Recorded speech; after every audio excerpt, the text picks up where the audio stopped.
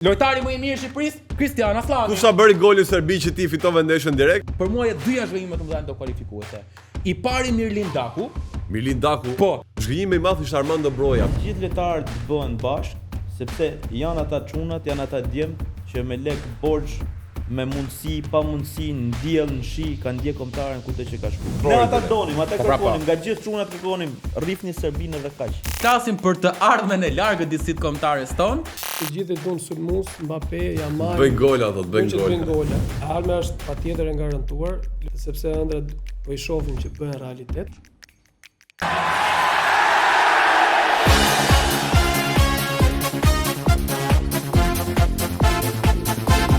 Miqtë Andole Sport, ja ku jemi, Shqipëria kualifikohet në play-offin e botrorit. Dhe jo vetëm Shqipëria, por dhe Kosova më pas erdhi ndeshja me Anglinë, e çrëm si ka kjo ndeshja me Anglinë, aty humbëm po për 75 minuta. Ndeshje kalimtare. Prit, për 75 minuta ishim ne Anglia në fush. Jo, ne ishim Shqipëria e madhe, nuk ishim Anglia, nuk ka nevojë. Nuk ka nevojë fare. Ishte Arbër Hoxha si Cristiano Ronaldo në kod vet në krahun e majtë. Do thoj Leo Messi me që dërblonte, po ti. Po Messi ti ish dorë nga Messi jo ti herë. Nuk do futem çdo episod të një diskutim, kështu që Madrid City Bellingamin. Ka pas një moment të beson Bellingami duk sikur dëmtua një moment dhe po thoja bravo lojtarët e Shqipërisë, bravo që ndihmuat Barcelonën par ja, u ngrit prap.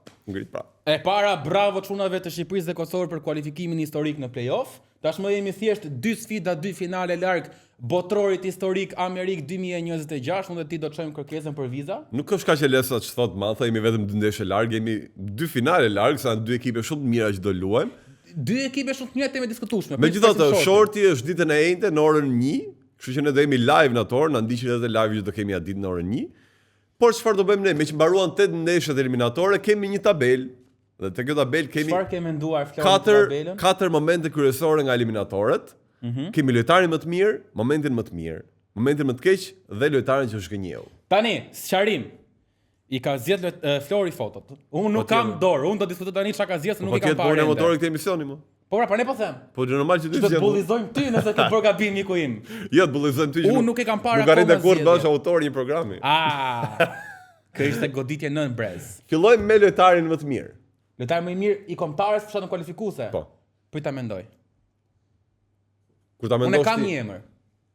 Unë kam një emër. Ta tregoj kë kam. Të lutem. Emri im. Jo, nuk e pranoj. Jo, duhet ta pranoj. Duhet ta pranosh. Je bër politikisht korrekt me gjithë. Më fal. Nuk mund të them që kombëtare pati një lojtar të mirë. Po. Kur kjo kombëtare ka patur çdo ndeshje një lojtar të ndryshëm nga njëri tjetri. Tani po e bën si ata që thon kanë merit dhe ish lojtarët e më parë. Jo, nuk e them atë. Tani. Burr. Të zgjedhim lojtarin më të mirë. Okej, tani do të them për Mana që ka 3 gola apo do të them për Uzunin i cili bëri ndeshje të mirë Serbi. Dhe po ashtu më të mirët. Dhe po ashtu bëri dhe ndihmën më të madhe te golin Andorra. Apo do të them për Mida që ka qenë top nivel çdo ndeshje. Apo për Ajetin që nuk ka zgënjur kurrë. Për këtë them. Ja, dëgjoj. A pra? Hajde gjejmë lojtar më të mirë. Po nuk e ke se janë gjithë mirë. Un kam diku te 2 emra për mua. Mi thuaj. Un do thosha ose Kristian Aslani, sepse ka qenë tërkohës. Okej, Aslani, pra, do dolën 5 deri tani. Duro. Ose Kristian Aslani sepse ka qenë tërkohës pjesë e formacionit titullar, ka shënuar golin vendimtar me Letonin, ka shënuar golin vendimtar me Andorrën. Pra, Aslani ka qenë tërkohës pjesëtar i rëndësishëm i formacionit, ka shënuar dhe 2 golat më vendimtar. Dhe për mua, lojtari më i mirë i Shqipërisë në këtë fushatë kualifikuese është Kristian Aslani. Ka shënuar 1 gol. 2 me Letonin penalltin kush e bëri në Albania? Kristian Aslani. Okay. Me Andorrën golin që na dha play-offi kush e bëri? Kristian Aslani. Kush ka qenë titullar të kohës me Shqipërinë? Kristian Aslani. Okay. Lojtari më i mirë i Shqipërisë? Kristian Aslani. Kush sa bëri golin Serbi që ti fitove ndeshën direkt? Po edhe? Rejmana. Kush më penalltin me Serbinë? Po, a dole barazim, nuk të ndikoj. Tërkohës vazhdimisht pjesë e kombëtares në formacion titular i pa diskutueshëm, ka shënuar 2 gola më të rëndësishëm. Nuk mund të thuash se del dikush ato lojtari më mirë ka qenë Strakosha, që pse vetëm një gol për ndeshjet e tjera përveç Anglie. Atëherë mund të them dhe mbrojtja ka qenë Gjimshiti ka qenë më i miri, Ajeti ka qenë më i miri. Po Aslani ka vendosur shumë. Mita i ka qenë i pagabueshëm. Ore ka qenë të mirë, po më i miri në të mirëve për mua është Aslani. Për mua kjo kombëtare pa thënë që ishte grupi më i mirë nuk do shkonte gjikundi. Kë do më shumë mamin e babin të dy. Grupi ishte më i mirë. Lojtari më i mirë të kombëtare ishte grupi. Se çdo ndeshje ka qenë një ndryshëm. Unë mund të them për fushatat e tjera që ka pat një lojtar ndoshta që ka dalluar, por te kjo jo, që ka qenë gjithë grupi. Unë do thoja Aslani. Ti thua grupi, vendoseni ju që na ndiqni. Do vazhdojmë që t'i ndryshojmë pak emocionet, do shkojmë te një emocion jo i mirë tani, te momenti më i keq që ka patur kombëtarja. Se jeta i ka edhe të këqija dhe të mirat. Un kam 2 në mendje, KKZ ti tani, po e di KKZ garant. Of. Un sem dakord. Jo. Kush mund të jetë tjetër? Un sem dakord. Edhe këtu që një fragment, Flori- një fragment të shkëputur nga Flori ka zgjedh penalltinë e humbur të Ri Manajt në Air Albania ndaj Serbisë në momentin më të keq. Nuk ka ditë më të keqe për popullin shqiptar se kjo. Unë mbaj mend atë ditë. Un kam mendim tjetër. Kam parë 20.000 veta zgënjur dhe një javë mbrapa ishte po njëjti muhabet prap. Atëre prit, ta shohim me një këndvështrim më të ftohtë. Shikoj ku dush. Atëre, në rastin e Ri Manajt, humbën penallti në Air Albania ndaj Serbisë, por mos harroni që përpara sfidës Serbia shihet si favorite kundër nesh. Po? Prit. Përpara, jo mbrapa. Okej. Shihet si favorite dhe barazi dhe humbja e penalltis na la thjesht me 1 pikë ndaj Serbisë. Pra nuk humbëm. Nga krau tjetër, për mua, momenti më i keq që kombëtarja jon ka pasur këto fushat kualifikuese, ka qenë goli i vetëm që kemi psuar jo nga Anglia, që ishte goli i psuar në Letoni, në barazimin 1-1. Pse ishte momenti më i keq? Sepse Shqipëria ishte favorit absolut për të fituar atë ndeshje dhe gaboi momentin më të rëndësishëm duke barazuar me Letonin, një barazim që ndërlikoi shumë situatën tonë grup. Prandaj për mua ai ishte momenti më i keq, jo kjo. Moment më i hidhur nga ky, që të lë shihet keqe që ti e kujton, un tani kur e kujtoj, kur e shikoj foton. Kur e shikoj foton dhe e kujtoj, akoma më dhëm ky momenti. Ja, nuk të dhëm fare se rregullojnë Serbi. Po të kishte gabun Serbi, po. Po ti nuk e di çfarë ndodhi 3 muaj më vonë. Po themi tani mbas Po kualifikues. pra, jo, unë tha momenti më i hidhur që ka përjetuar më keq. Dhe në moment po mbas kualifikues. Deri kur luaj Serbi, gjithë thonë Rejman nuk duhet luajë më me kombëtaren. Dhe e ka përjetuar vetë ai. Jo, mos ka luajë kombëtaren, jo. E ka përjetuar vetë ata që pa ndeshën nga afër, nuk kishte njeri që nuk e shante mana e ditë tjetër dhe ti e di shumë mirë. Po janë Shar dhe Lorik Sana ku karton me dorë. Letonia ishte e dhimbshme, po kjo ka një dhimbje më të madhe për faktin që ishte Serbia përballë. Nuk jam dakord, për mua ka qenë më e dhimbshme barazim me Letonin. Momenti i vitit. Dhe jeta siç të ul ashtu dhe të Pa, di momenti i vitit po. Prandaj momenti i vitit është po prapë Rejmanaj me golin në Serbi. Nuk ka diskutim hiç. Dhe përveç golit dhe festimin me Shqiponj ishte diçka tjetër. Kështu që kemi momentin më të keq dhe momentin më të mirë, po nga njëjti lojtar. 2 emocione të ndryshme. Lushnja kryeqytet. Ti nuk ka diskutim fare, momenti i vitit ky është pa diskutim. Sepse me këtë gol dhe ne nuk e donim më fare play-offin. Jo, ne fituam. Këtë dhe s'donim edhe mos më shkum play-off na interesonte më. Madje kur kam dalë ditën tjetër, që kam bërë ca pyetje për tifozët që ishin aty, thonin që ne fituam botrorin. Po s'na interesonte më. Nuk e duam trofeun, e kemi fituar botrorin tonë. Se mbasi goli erdhi një banderol nga i famshëm i Florit, ishte banderol, më kujto pak. Lusha nuk bën vetëm shalqi, bën dhe gol në Serbi. Dhe e papritur zbulova edhe zhgënjimin më të madh. Zhgënjimi më madh Broja? Argumentoti. Broja për mua ishte zhgënjim. Si mund të jetë Broja zhgënjim? Broja ishte zhgënjimi këtë edicioni. Pse? Por ka diçka në jetë ti zhgënjehesh. Unë në jetë i pasur se janë vërtet. Po Pse është Broja zhgënjim? Ma lër të marrë mendimin, pa ndërprerë 700 herë. Do përfundoshe një emision shumë i keq. Te skandale.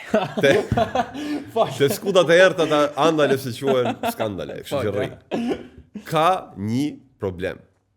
Zhgënjimi i madh ishte Armando Broja, por në jetë ti zhgënjehesh aty ku ke pritshmëri më të mëdha. Dhe kur ti ke pritshmëri nga një lojtar, i bie që kur ky nuk arrin nivelin e vet, ti zhgënjehesh. Dhe çfarë ndodh me Armando Brojën? Ka 2 vjet që nuk është lojtar i rregullt, nuk luan dhe pati mundsinë që ne tham, o tani o kur. Te këto eliminatore Broja duhet bëj Brojën që ne njohim dhe nuk e bëri. Fati keq atij që ka dëmtime që ndjekin nga mbrapa, e kuptoi shumë, modhim sikur e pash që dëmtuan ndeshje me Anglin, ama ishte zhgënjimi këtë edicioni. E di Barove? Mendimi im. E di si e bëre? Se ato zyshet ta kemi prindër. Është i zgjuar, po nuk do vet dreqi. Nuk ka problem fare. Si mund të Broja? Unë kam mendimin tim dhe nuk ka rëndësi fare çfarë ti. Broja zhgënjim, kur Broja ka qenë 90% të ndeshjeve titullar, ka luajtur në krahun e djathtë që nuk është krahu i tij i preferuar, ka marrë përsipër shumë gjëra në ndeshje me Serbinë, ai lodhi mbrojtësat serb. Dhe Broja ka dhënë kontributin e tij dhe në mesore me Jordanin shënoi gol, u rikthye te goli mbas kohësh, pastaj dëmtin pa fat me Anglin. Por kurse si nuk mund të jetë zhgënjim Broja në to kualifikuese, zhgënjime di këti, për mua janë 2 zhgënjime të mëdha në to kualifikuese.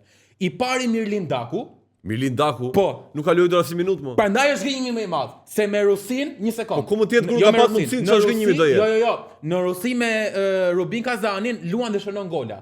Kur ka pasur rastin që është aktivizuar me Shqipërinë, nuk mund të them zhgënjim dikush që nuk luan, jo po them Ernest Muçi zhgënjim pa grumbulluar fare. Jo, po jo pra tani. Ndryshon se Ernest Muçi nuk është grumbullu, Daku është grumbullu. Po nuk ka luajtur fushë. Po pra, dhe nuk e ka bindur Silvinin që stërvitje. Po çfarë lidhje ka ajo? Nuk ka bindur dhe zhgënjimi i dytë të Hasani, që bëri super kualifikuese europiane. Nuk ka luajtur zotëri. Sepse s'kan bindur Silvinin që stërvitje. Po kush e vendos? Po ai që nuk vjen fare dhe bën mirë te Po jo ai që nuk vjen më burraj që ka ardhur dhe s'ka bindur të luaj. Griezmann një çka ke lojtar. bindi më shumë se Hasani. Ke një lojtar, ke Mehmetin që bën mirë në Angli, një nga kampionatet më të forta dhe nuk grumbullohet. Unë çfarë them, ka fajin ai që nuk grumbullohet. Do zgënjeu ai që nuk grumbullu dhe po bën mirë te ekipi vet. Nuk është gënjim para Dakut dhe Hasanit. Në kombëtare kanë fjalën. Kurse si Për minutat që Broja ka ka marrë. luajtur, Për minutat që ka ka pasur marrë. rolin më të madh në krahun e djathtë që nuk është krahu i tij, nuk po them që ka shkëlqyer, por nuk mund të jesh gënjim Broja. Kë kishe ti lojtari më dobët të ndeshja me Anglinë? U do erdhi për 5 minuta u dëmtuar si Kë lojtari më i kishe ti dobët. lojtari më dobët të ndeshja me Serbinë atje jashtë? Broja kurse si joje. Kë kishe ti lojtari më dobët të ndeshja me Letoninë? Me Andorrën? Me Andorrën? Me Andorrën dobët ishin të gjithë. A po tani. Me Andorrën ishin dobët të gjithë. Kur më del 3 ndeshje dobët, ç'do? Po me Andorrën ishin dobët të gjithë. Me Andorrën ishin skandal të gjithë. Mua më vjen keq për këtë lojtar se a di potencialin dhe po e përndjek Po nuk një ka luajtur dëmtim. te Burnley më Po shumë. e përndjek një dëmtim që dha ai Po vet. kurse si nuk mund të jesh gënjim Po e Broja. përndjek një dëmtim që dha ai vet e ka frikë të luajë prap dhe madje Broja po ta vesh re. Pati momentin tek ndeshja në Andorra që u zgënjye me veten dhe qau mrapa. Ai vet Tjetër e do gjë, shumë jo. kombëtar më, do fanellën, por edhe atë vet e zgënjën vetja që nuk arrin dot potencialin që ka. Po pra, unë jam dakord që s'ka rri potencialin. Po këtë po them dhe Po unë. jo zhgënjimi më i madh i kombëtares. Zhgënjimi më i madh i Zhgënjimi kombëtares është pra. është Daku. Sepse Daku Jo. kur nisi fushata kualifikuese ishte Jo. sulmuesi që shnu më shumë gola Nuk e mendoj. me Robi Kazanin në Rusi dhe me kombëtar nuk e gjen kurrë veten. Po nuk ka luajtur Futet Roman, titullar, po. e kur e ka fut tash gënjë me Gibraltarin çfarë bëri Daku? U Po fut titullar. Gibraltar me Po pra Misore. Gibraltar skuadra më e dobët, Po të Daku them, ishte askull. po të jap 3 dhe 4 Po çfarë ndeshje 3, të cilat 4? nuk ka qenë në nivelin vet. Ore Broja ka marrë formacionin, Daku sa formacion Po e ka marrë dhe nuk ka bindur asnjë nga këto formacione që ka Po pra, marrë. po Daku as formacionin se merr dot, kuptoj që situata është Po Daku. me Mehmeti që nuk grumbullohet do zgënjim? Po nuk, po çfarë ka mos Po grumbullimi me dikush mos që nuk lojën. lua nuk zgënjen dot more. Po jo më si, jo kur grumbullohesh dhe lihesh në stol. Aty është gënjim sepse ishte para fushatës kualifikuese ishte sulmuesi me më shumë gola më në formë. Sulmuesi që u përdori me Shqipërinë dhe nuk lëshenj. Nëse. Uroj që deri në mars Armando Broja ta ketë marrë veten dhe të jetë te eliminatorët e play-offit shumë i rëndësishëm. Te këto eliminatore deri tani nuk ishte i rëndësishëm dhe ç'a lojtë reparti sulmit. Në play-off mund të bëjmë më të mirën e vet. Po unë nuk bie dakord, unë kurrë të bie dakord me timin im. Nuk ka problem. Unë po them kaloj dhe pjesa tjetër para se të vazhdoj debati më i agravuar me Manthon. Dhe me një diskutim që bëra me Manthon për kombëtaren, në këtë pjesë të dytë na duhet dhe një tjetër mendim, dhe prandaj jam këtu me një tifozë të kombëtarëve shqiptare prej vitesh. Indrit Murati, përshëndetje. Përshëndetje, faleminderit për ftesën. Tani kënaqësi të kemi këtu, ti vjen direkt nga Kanadaja, duhet thënë apo jo? Po.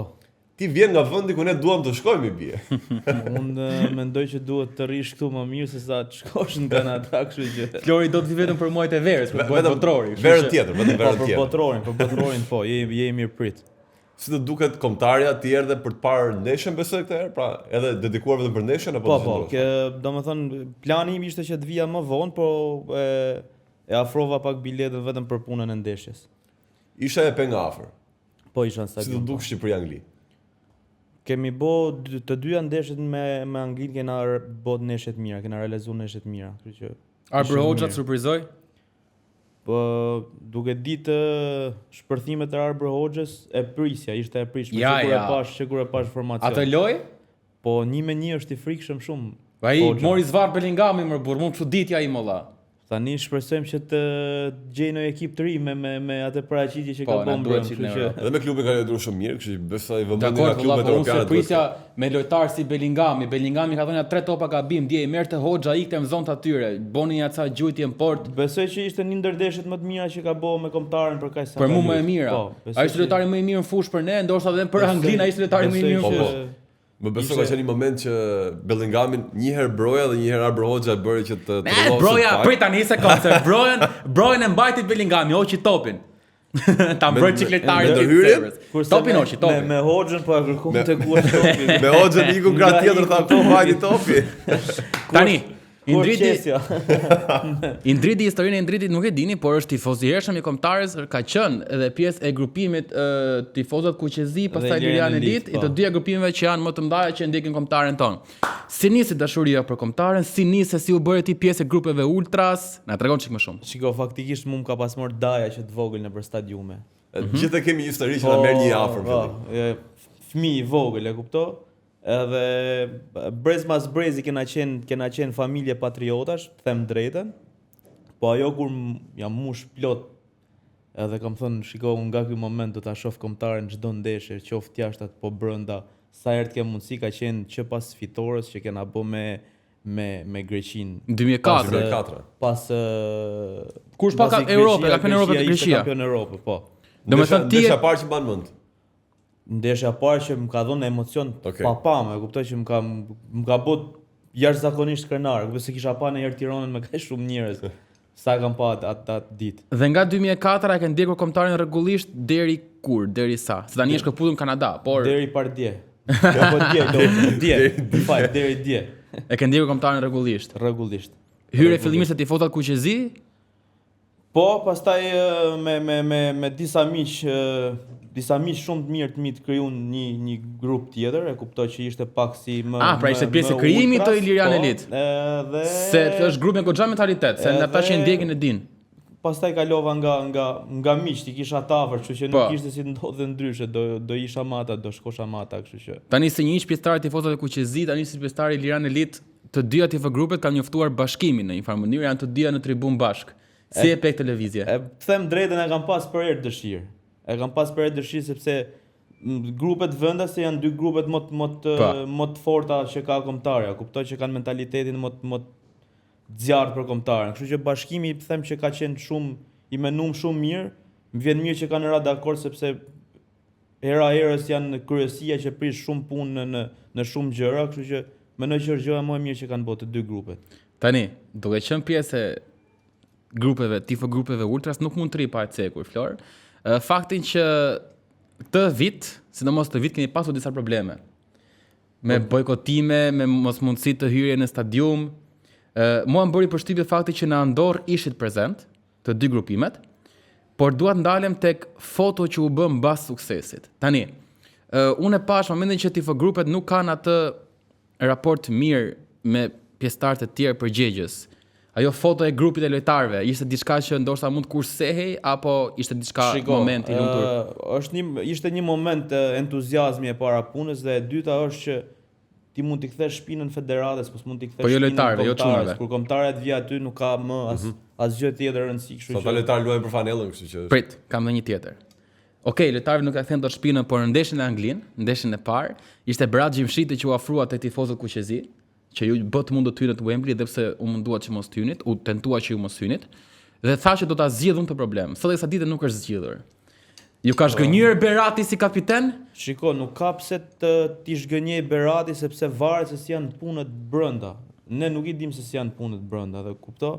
Edhe mbas edhe nuk e kanë atë takatin lojtarë që të dalin pak ta ngrenë zonën pak më shumë. Bien veshur dhe thua ti. Si te presidenti i federatës, kështu që në çdo vend botës ultrasit i dëgjoj gjithë ekipi, i dëgjoj gjithë federata, sepse është një grupim që mund të prishë edhe punë, e kupton? Mund t'i prishi punë federatës.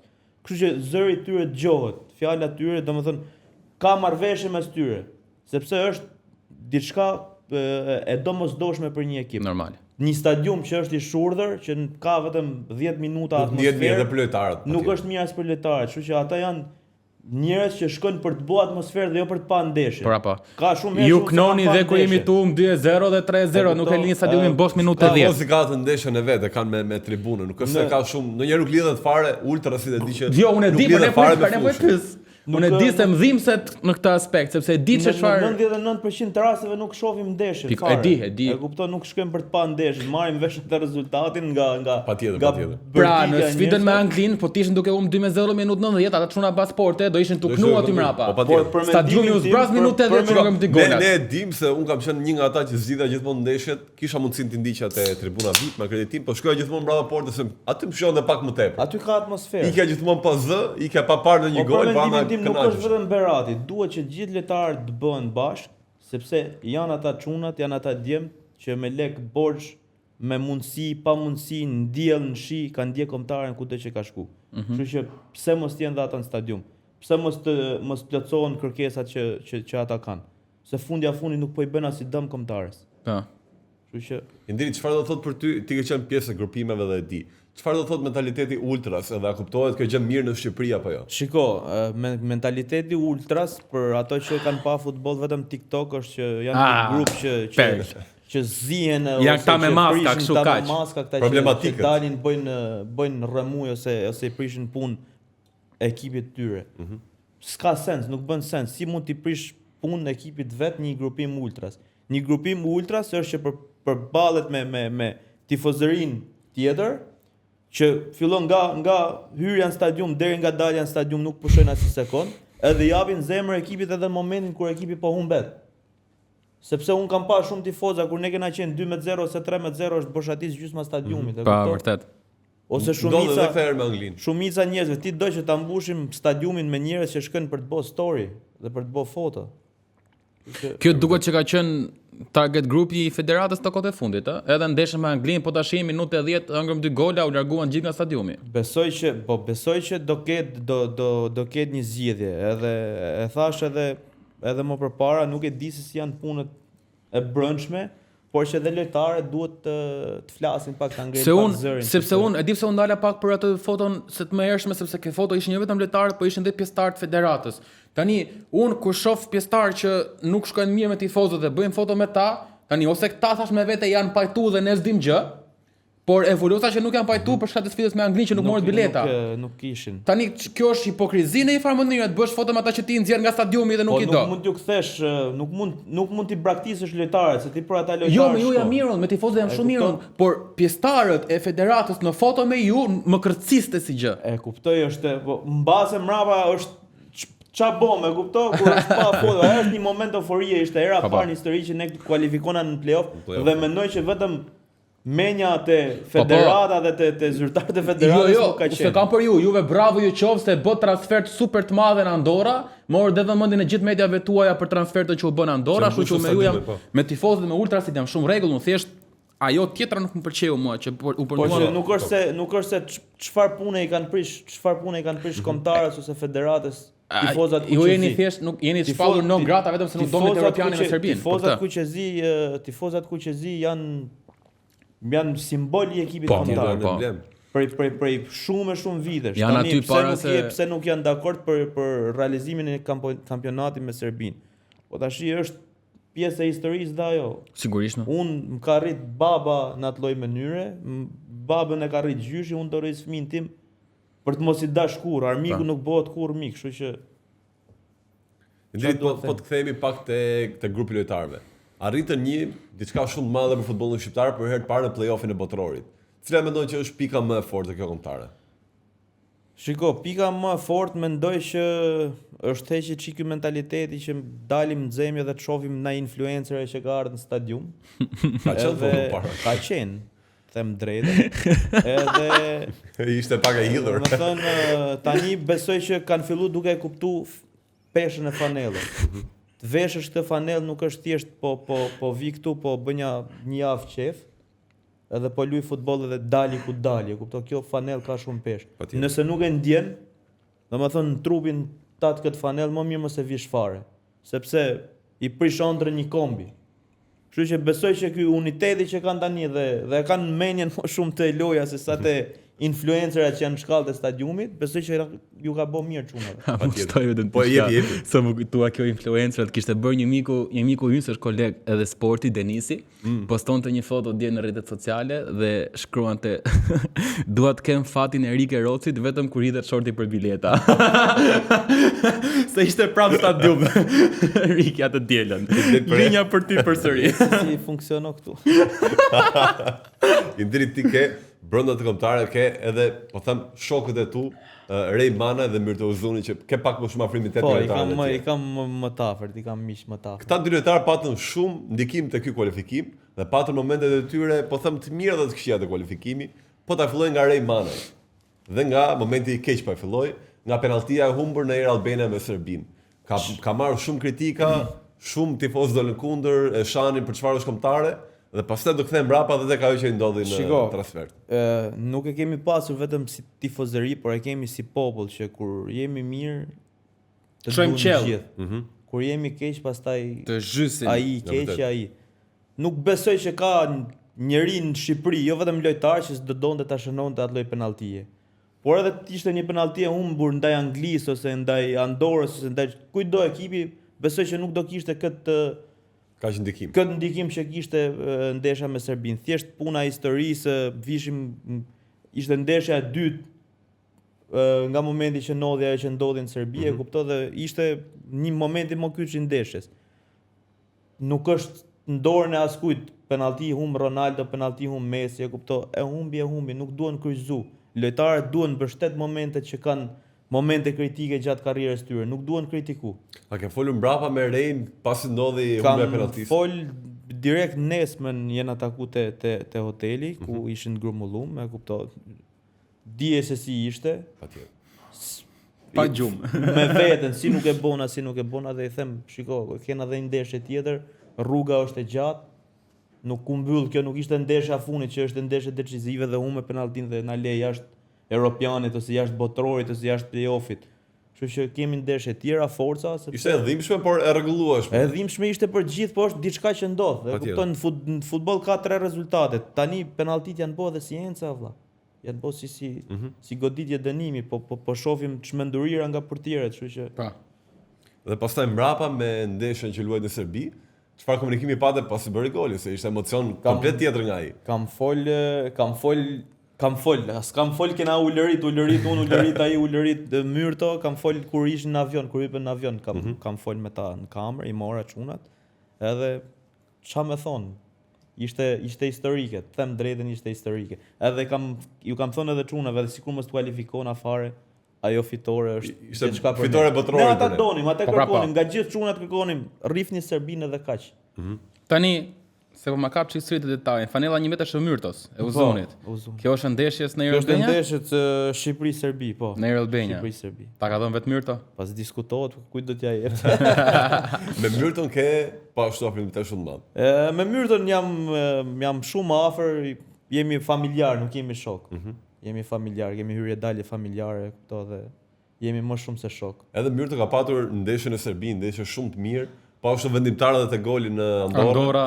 Ke patur komunikim dhe me Myrton për këtë emocione, se unë di që ai e përjeton shumë kombëtar. Për ndeshjen Serbi prisha ta shifsha edhe me dorezat e portierit, se nuk e pa çdo cep full, sa vetëm kur ti thot Strakoshës hiqi ato dorezat se futën vet tash. Ka bën për mua një ndër ndeshjet më të mira në kombëtare. Ndeshjen me Serbi. Myrto e përjeton shumë kombëtaren. Çfarë ka thënë mbrapa ndoshta? Është edhe mirë, ka edhe anë të mira dhe anë të këqija kur e përjeton shumë fanellën emocionalisht. Sepse vjen një moment, kalon disa minuta dhe bi morali thu si s'po bëj gjë ose si s'po bëjmë gol ose si s'po shënojmë.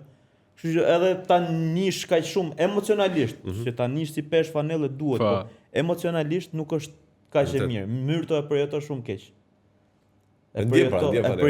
Realisht e përjeton shumë keq. Ti e di që, do të thënë, pse ke qenë afër Myrtos edhe kur përjetoi që nuk e grumbullua në Europian. Ndoshta aty ka kaluar shumë keq atë periudhë. Shiko, tani kur e përjetova keq unë, që jam thjesht i tifoz i kombëtares, e kupto? Ishte një lojtar që e meritonte. Ishte një ndër golashënuesit më të mirë të Granadës. Patjetër. Nuk ishte golashënuesi më i mirë, them, në një kampionat. Ku di unë se çfarë. Ishte në La Liga 2, po. Shumë i rëndësishëm, golashënues. Por prap ka atë zemrën e mirë dhe djalë i mirë që është që nuk ka bë zo fare. Fare.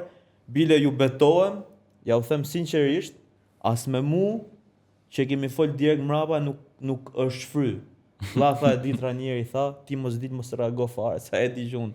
Shpërthej në herë me ato statuset dhe kam kritikuesin më të madh. Çka ke thotë vlla? Rri i qetë. Ti e bën nga dashuria e tepërt për mikun tënd, kështu që je okay. Unë e bëj për mikun, e bëj për kombëtarin, e bëj, domethënë duhet edhe me kritikoj në herë trajnerin që mbase s'kam lidhje fare me trajnimin. Thjesht jap mendimin tim. Prit tani.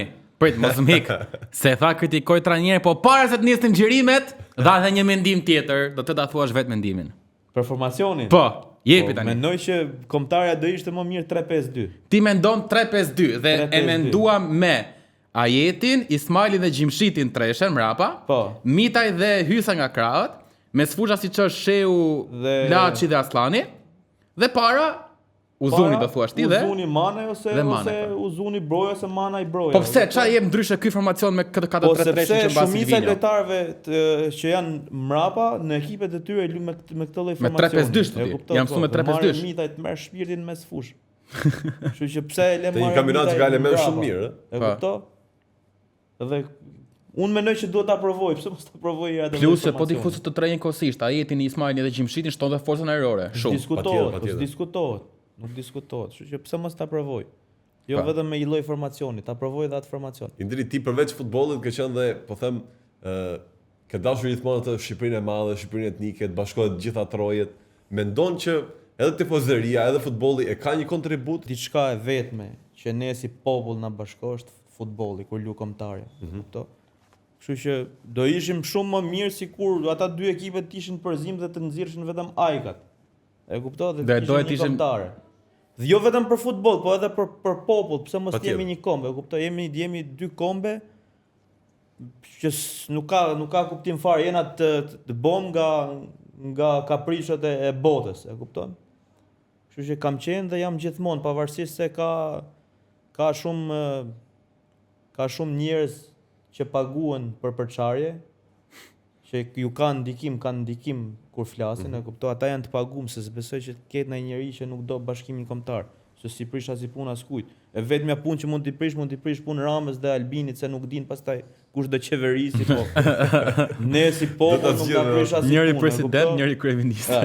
Ne si popull nuk na prish. Kam qenë dhe do të jem gjithmonë pro e Shqipërisë madhe, sepse është Shqipëria natyrale, është ashtu si e ka fal Zoti, kështu që pse mos tjetë. Me që dolëm çik prit, jashtë kufive kështu, kufive që kemi me Dogan.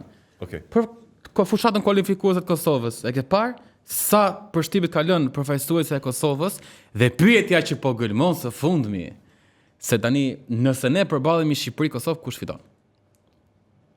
Sepse kam pasur debate që unë i thosha personalisht mendoj që Kosova është më mirë se ne në futboll. Të drejtën. Të drejtën dua unë gjithmonë se tjetë për kështu. Unë them që fito Kosova. Këtë mendoj dhe unë, po të tjerë më thonë jo Shqipëria është më lart. Unë mendoj që fito Kosova. Kanë 1%, ai 1% mjafto. 1% dëshirë më të madhe se ne. Po janë dhe ata edhe lidhen si grup shumë, janë shumë, Unë nuk varen te emrat mendoj fare. që Kosova dhe shpresoj që mos të përballen sepse duhet të shkojnë të dyja në botëror, po edhe sikur të shkojnë njëna për mua është njësoj, si shkoj Kosova, si shkoj Shqipëria, është e njëjta gjë, kështu që Shikoj, ka diçka se kam menduar këtë, po Shqipëria dhe Kosova në themi okay, krap për krap po shkojnë botror. Por po të ndeshemi bashkë do ishte shumë e dhimbshme për të dy. Po të ndeshemi, shikoj, do ishte tani dikush të lesh jashtë vllajin tënd do ishte do ishte e dhimbshme, do ishte e dhimbshme në fazën e play-offit, po nëse të dyja përballen në botror, shkojnë të dyja në botror do të përballen. Në play-off ka fjalën. Jo, shikoj, nëse do ishte e dhimbshme. Për mua pse, nëse përballen në finale, jo, për mua jo fare do jetë fest. Sepse e ketë sigur që njëra kalon. Nes na prish punë. Si njëra si tjetra nes na prish punë fare. Po dakord, po ti prap po le një pjesë tënde jashtë. Nuk është se ti po shkoni plot. Dhe kjo të bën dhimbje se ti e dy, duhet të isha një kombëtar, jo dy. Nuk shko nona pa djalin, nuk ka më prokura, kështu që. Ja rregull. Nuk shko nona pa djalin. Unë them që për ne nëse shkojnë finale play-offi bashkë, për mua s'na prish punë do jena fest të dy. Jo, do ishte e dhimbshme, jam dakord me Florë e dhimbshme. Më mirë të shkojmë të dyja, pastaj atje le të përplasen, nuk ka gjë. Po atje O vetëm shkojmë. Atje na rregull ne, po unë them që edhe në finale play-offi nuk do ishte gjë e keqe të përballemi bashkë.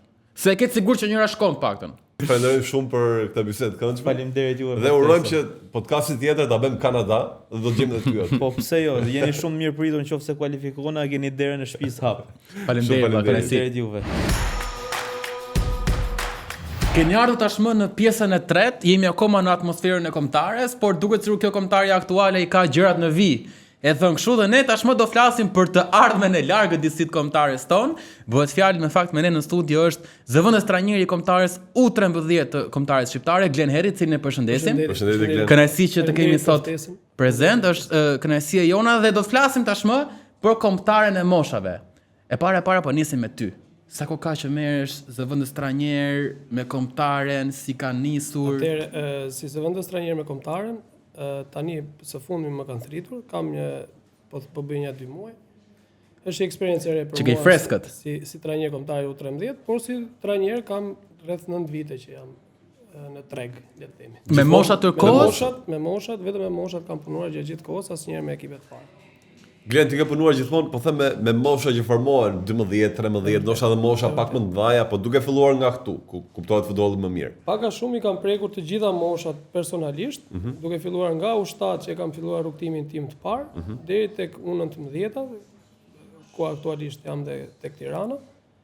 Kam prekur dhe pjesën si zëvendës trajner tek U21-shi, vjet më saktë, me një trajner atje. Cila grup moshë duket ty që ka më shumë grind për futbollin? Se ndonjëherë thonë që dhe U7-a luan fort. 7 vjeçarët ndoshta luajnë fort. Grindën e përcjell i pari trajneri, sepse ka trajner që kërkojnë grind. Unë jam një tillë që unë kërkoj grind, duke qenë se jemi dhe i çiksi popull në që na pëlqen ajo grinda, kemi çik gjaku. E duam një sparkat ndikohet.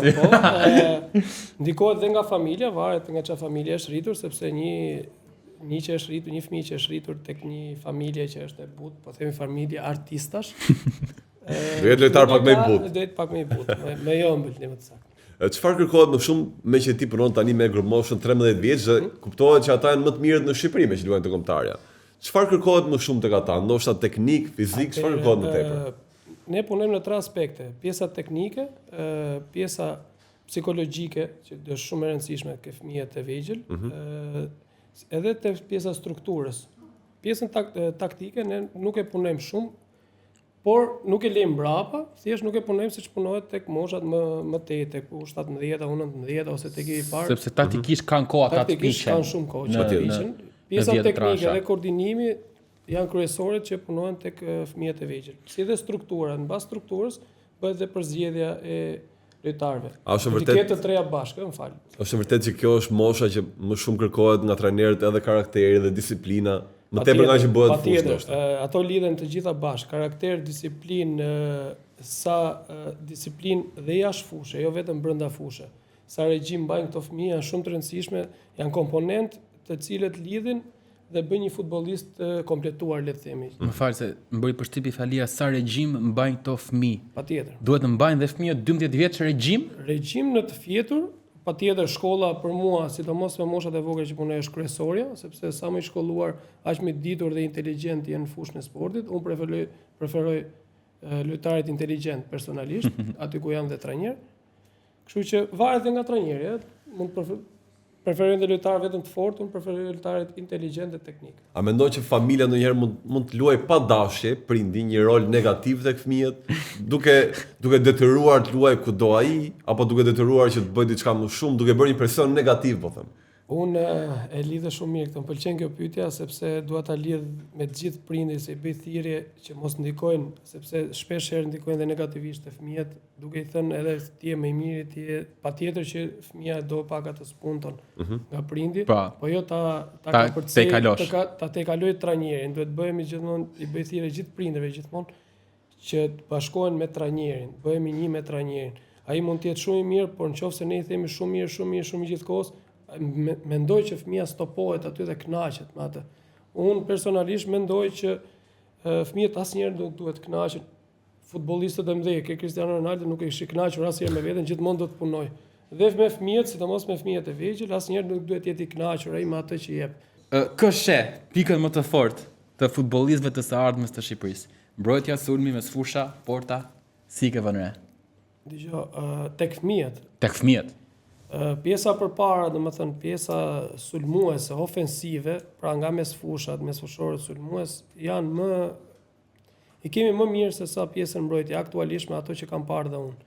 Jo se ato të mbrojtjes ngelen mbrapa, sepse unë kam luajtur mbrojtës vetë personalisht, edhe kam dhe të preferuarit e mi aty me atë mendjen time, kam mbrojtës shumë të mirë, por mendoj që edhe kjo ndikon të lidhim bashkë prapë me prindrit, që gjithë e duan sulmues, Mbappé, Yamal. Bëjnë gola. Kështu që pjesa ofensive, defensive ndjes është pak më e reduktuar tek fëmijët, nuk e preferojnë shumë. Portierin, Bezi e preferojnë, domethënë detyrohemi ne trajnerët që shohim në lëvizje në një refleks të ndonjërit që e fusim port kur janë të vegjël fare, sidomos 7-8 vjeç, Dhe më pas ato fillojnë e kanë qef pas e pjesën. Por historikisht Shqipëria ka qenë më mirë në mbrojtje.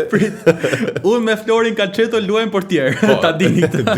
Dy portier. Ato i marrin portier. Por jo me detyrim, më kam zgjedhur të jem portier në dëshirën e plot. Edhe unë. Unë them që është çike vështirë, thjesht kjo është. Nuk e preferojnë shumë, preferojnë gjithmonë pjesën ofensive. Është pjesa moderne se Shqipëria ka pas portier historikisht, ëh, nuk është se Blen, ndoshta është shumë herët për bërë një parashëkim, po them, po kombëtarët aktuale shkojnë në play-offin e botërorit. Ai brezi që ti e shikon nga afër, deri ku mendon që mund të shkojë? Pra, Shqipëria në të ardhmen, ka një të ardhmen të garantuar mendon? Ardhmja është patjetër e garantuar.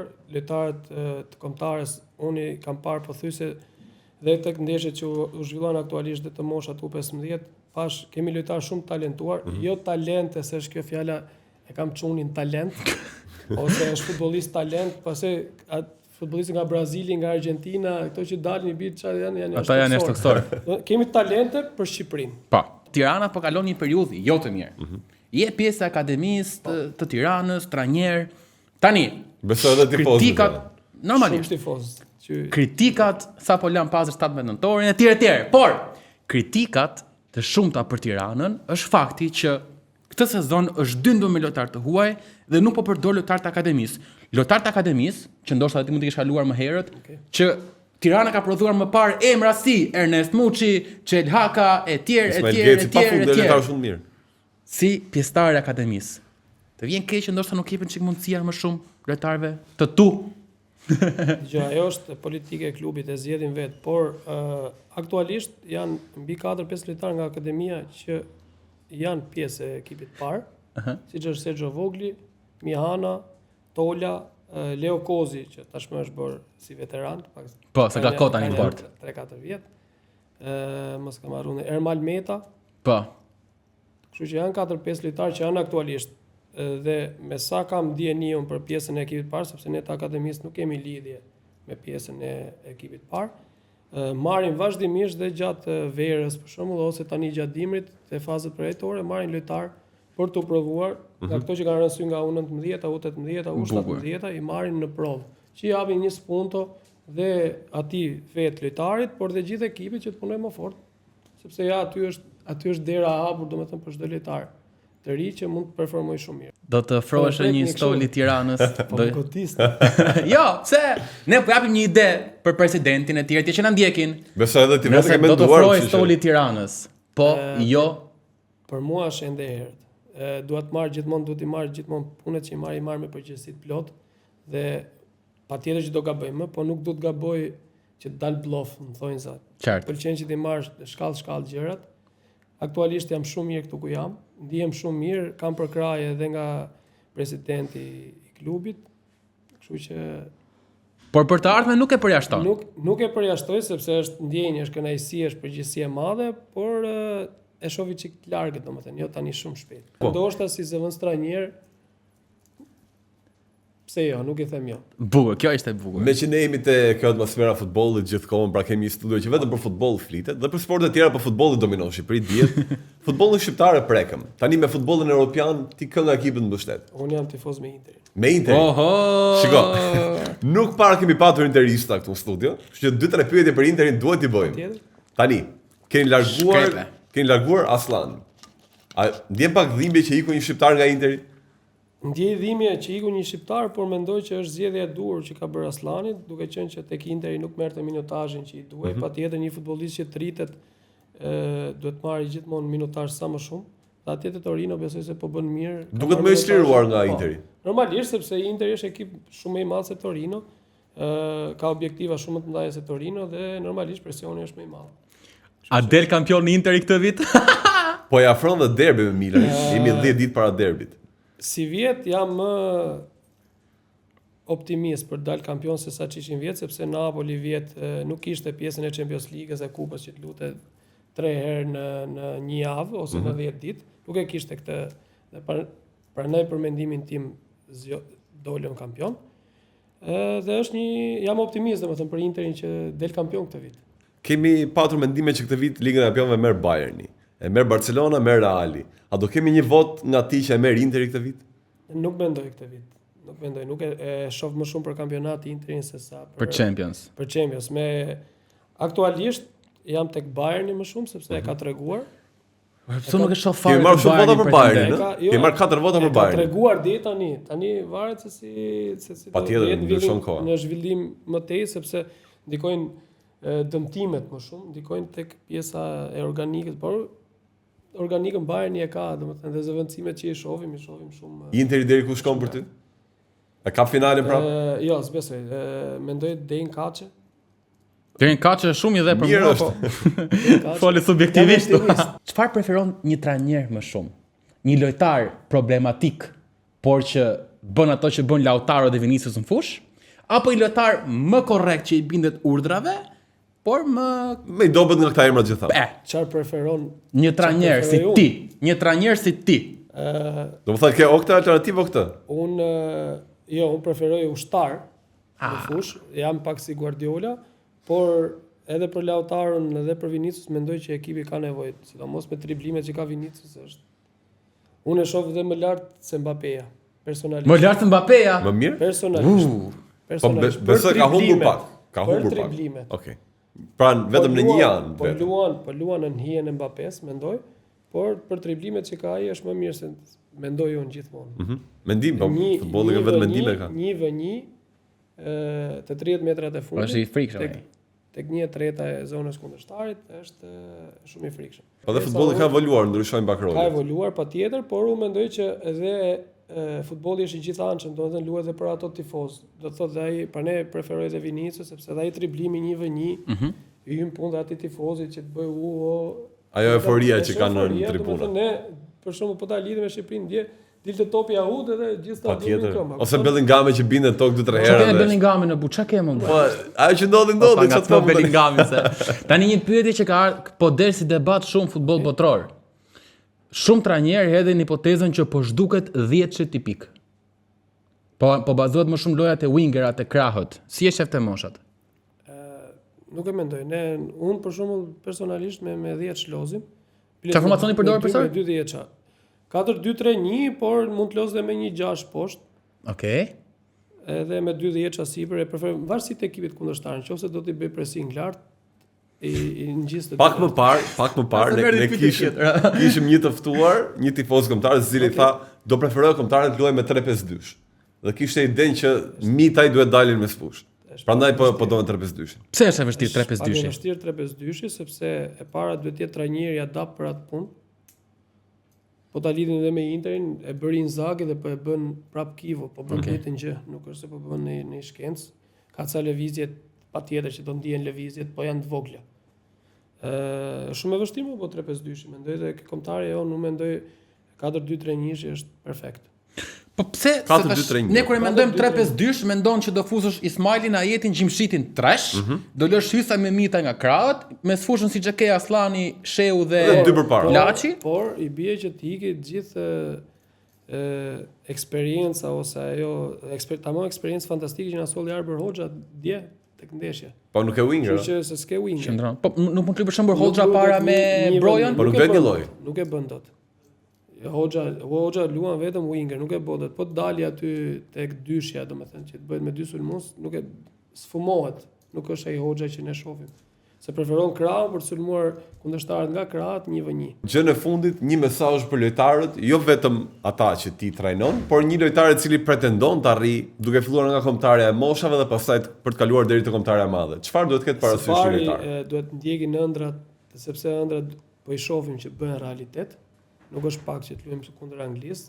Më përpara po e bëj kështu për të qeshur, i shifrin, i zgjidhnin në për PlayStation Bellinghamin me shok, kurse sot i kemi duke luajtur përballë, ishte çike pa besueshme. Edhe luajnë mirë kundër tyre. Ëndrat bëhen realitet. Duhet të jemi shumë jam shumë prapë te regjimi. Më pëlqen ky lloj trajneri, më pëlqen. Regjimi, shumë punë, i kanë të gjithë kushtet, sidomos fëmijët e sotëm.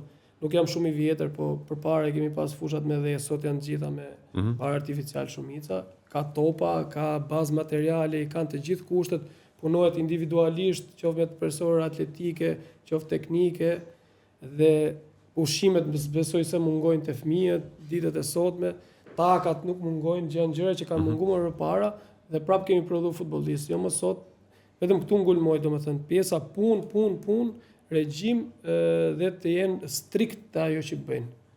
Do të thënë mos t'i anashkalojnë asnjëherë ushtrimet që jep çdo trajner. Asnjëherë, është shumë e rëndësishme. E ka ose se ka mendjen trajneri. Duhet ta keni çik vet fëmia domethënë që të punojë Ta ketë dëshirën vet. Për të ndjekat e ëndrrën sepse ëndrat sot arrihen. Glen, të falenderojmë shumë për mesazhin që dhe, për këtë bisedë të këndshme futbolli dhe presim që kur luajë kombëtarja të vim dhe ne ta shohim nga afër. Ju urojmë dhe fitore kombëtares Në ndeshjet e play-offit. Ndeshjet e play-offit, kushdo që të na bjerë, unë jam prap optimist që ne do i kalojmë sepse kemi treguar veten gjatë gjithë fazës grupeve, duke psuar vetëm 5 gola. 4 nga Anglia. Anglia nuk është ndonjë gjë e madhe dhe mënyra si u psuan golat në Angli ishte çik kështu. Edhe pak gole të parë. Ne në fakt urojmë që të shohim ty shumë shpejt edhe në stolin bardhë blu me suksese. Ndoshta edhe në stolin e kombëtares, që shumë kënaqësi të kishim në studio, ndërkohë miqtë e Andale të enjten në orën 13. Në orën 13 do të ndjekim live shorteun e kombëtarës bashkë me tifozët të ftuar për të parë reagimin e shoqërit për kombëtarën shqiptare. Faleminderit që na ndoqët, kishim 2 të ftuar, kishim tematika interesante. Bashkë takohemi në episodin tjetër. Kalofshi mirë. Paçim fat në short. Andale!